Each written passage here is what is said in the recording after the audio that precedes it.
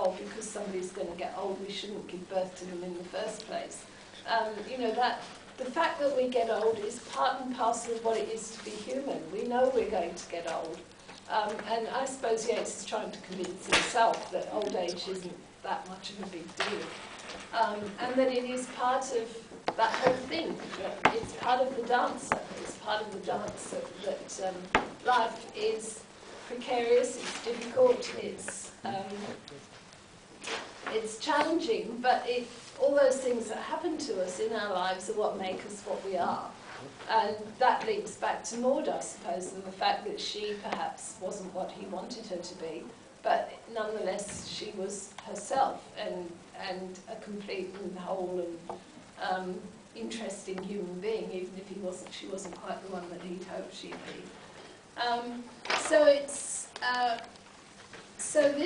The speaker, I suppose, in this poem is a compound of the separate parts and experiences that make up Yeats. It's a poem about himself.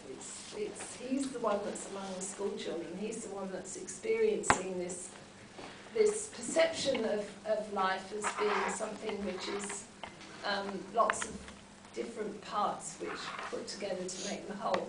And there's elements of his life in there. You know, he himself was a child once. And then there's all these references to other poems.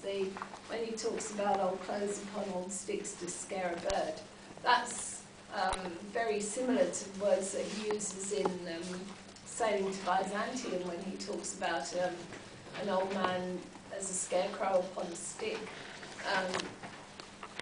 And there's lots of elements of his other poems in this. It's almost as if it's an accumulation of all his poetic ideas, all put into this one poem.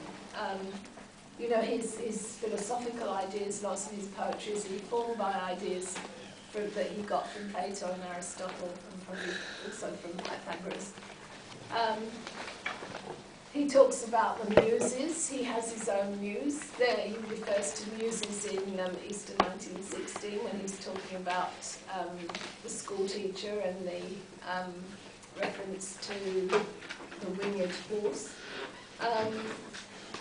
He uses the metaphor of the dance not only in this poem but also in Prayer to My Daughter, which is another poem in which he wrote just after his daughter was born. It is a similar sort of structure and style to this poem. So it's sort of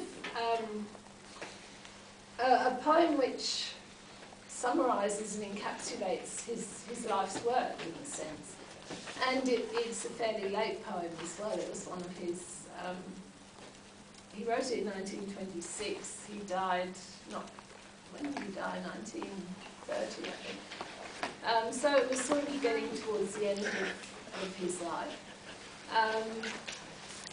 And there's the reference to Leda and the swans and, you know, the Helen of Troy mythology. All those things are referred to in this